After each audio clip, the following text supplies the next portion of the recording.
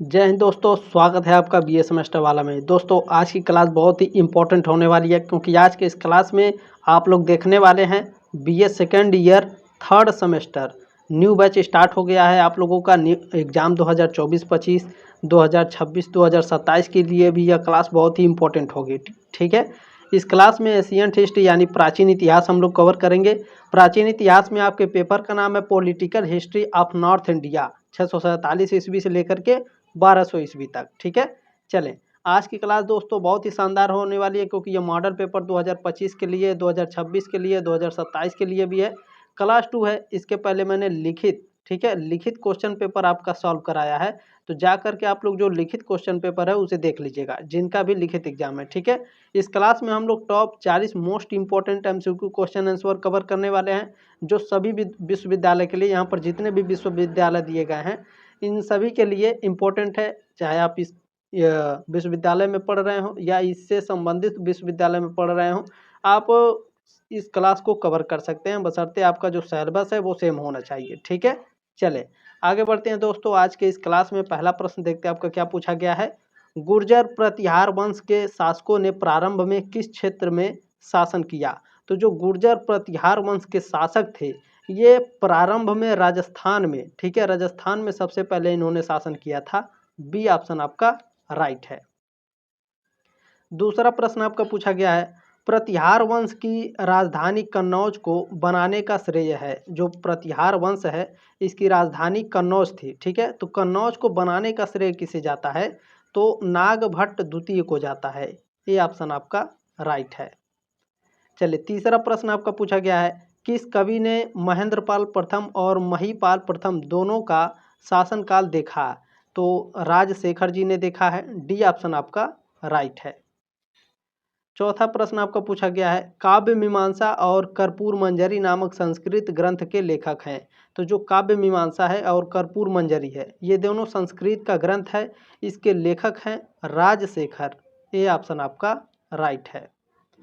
चलिए पांचवा प्रश्न आपका पूछा गया है, पृथ्वीराज विजय ग्रंथ के लेखक हैं। तो पृथ्वीराज विजय इस ग्रंथ के लेखक जयानक हैं। बी ऑप्शन आपका राइट है। एक और आपका पृथ्वीराज रासो है जिसके लेखक चंद्रबरदाई हैं। ठीक है, ये भी ध्यान रखिएगा। क्या बोलता है, पृथ्वीराज विजय और पृथ्वीराज रासो में अंतर है। ठीक है, ध्यान रखेंगे।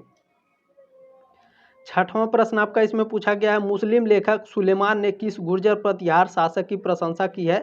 तो मिहिर भोज की प्रशंसा की है। डी ऑप्शन आपका राइट है। चले इसमें सातवां प्रश्न हम लोग देखेंगे आपका क्या पूछा गया है, अल मसूदी ने किस प्रतिहार शासक का वर्णन किया है? तो जो अल मसूदी हैं, ठीक है, अल मसूदी ने किस प्रतिहार शासक का वर्णन किया है? नागभट्ट द्वितीय, वत्सराज, महिपाल प्रथम या फिर मिहिर भोज? तो जो आपके अल मसूदी हैं, ठीक है, इन्होंने महिपाल प्रथम प्रतिहार शासक का वर्णन किया है। सी ऑप्शन आपका करेक्ट है।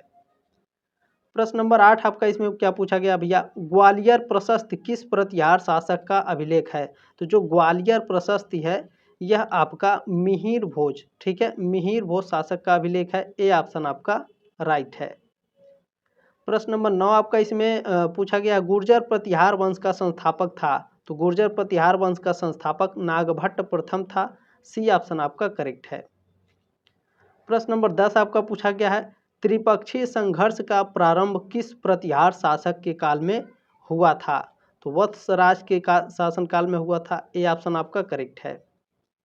प्रश्न नंबर 11 आपका पूछा गया है, त्रिपक्षीय संघर्ष में किस किस राजवंशों ने भाग लिया था? त्रिपक्षीय जो संघर्ष है इसमें पाल वंश, प्रतिहार वंश और राष्ट्रकूट वंशों ने भाग लिया था। ठीक है, डी ऑप्शन आपका राइट है।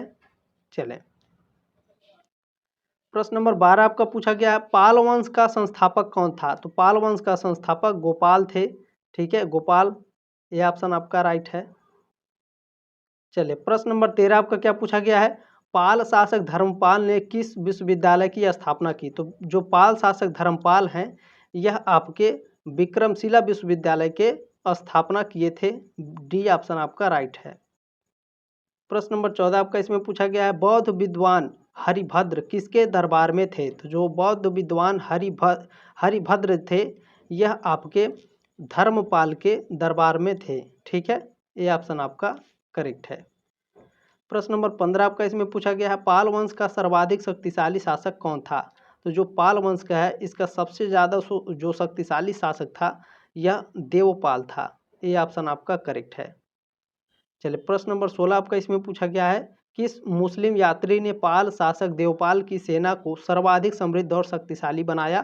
तो यह सुलेमान ने बनाया था। डी ऑप्शन आपका राइट है। प्रश्न नंबर 17 आपका इसमें पूछा गया है, देवपाल ने किस प्रतिहार शासक को पराजित किया?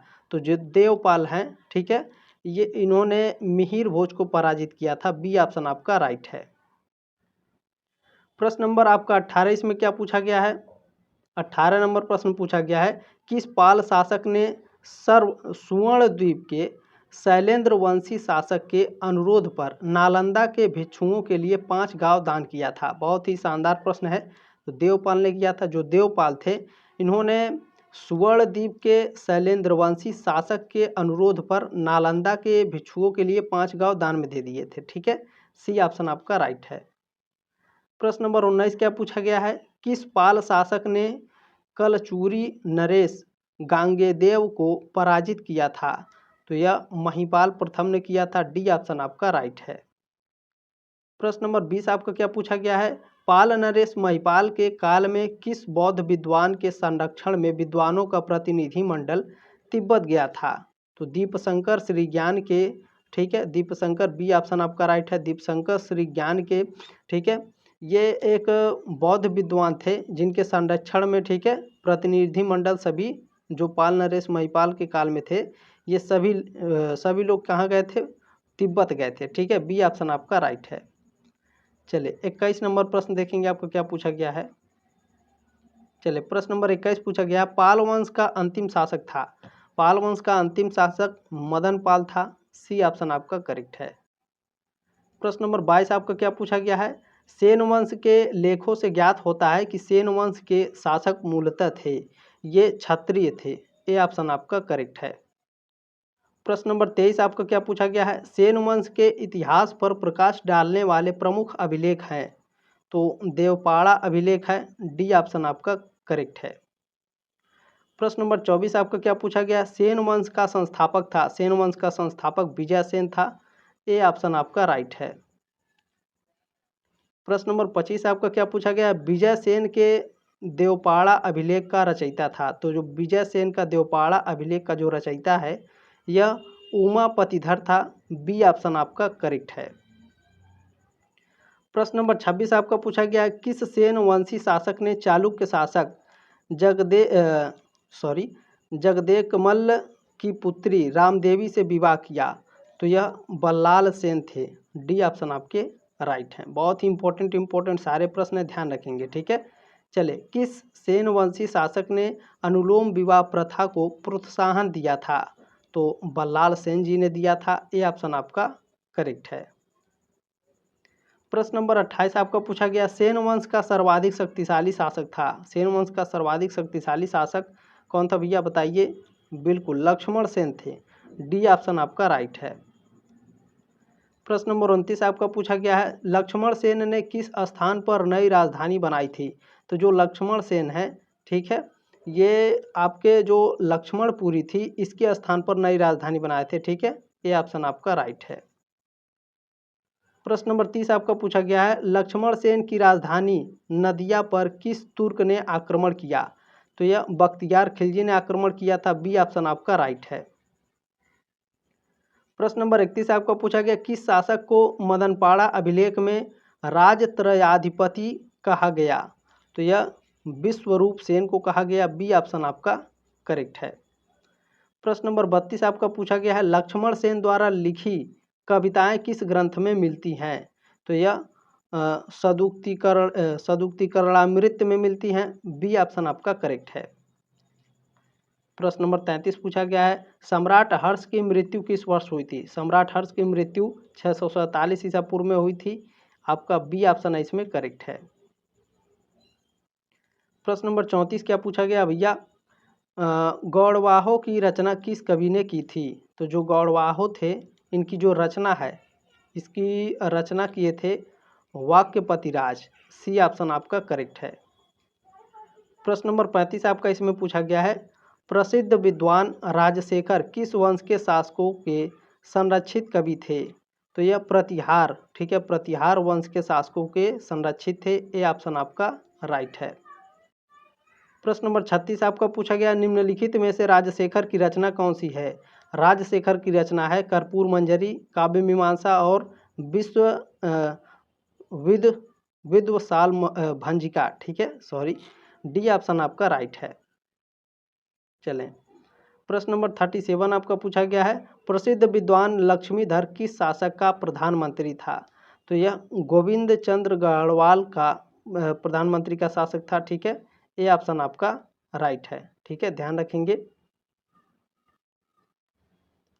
प्रश्न नंबर आपका 38 पूछा गया है, जयानक ने किस महाकाव्य की रचना की? तो जो जयानक हैं यह पृथ्वीराज विजय की रचना किए थे, सी ऑप्शन आपका राइट है।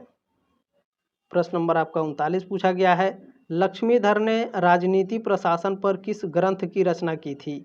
तो यह किए थे भैया आपके लक्ष्मीधर ने राजनीति प्रशासन पर किस ग्रंथ की रचना की? तो ये किए थे कृत्य कल्पतरु, ए ऑप्शन आपका करेक्ट है।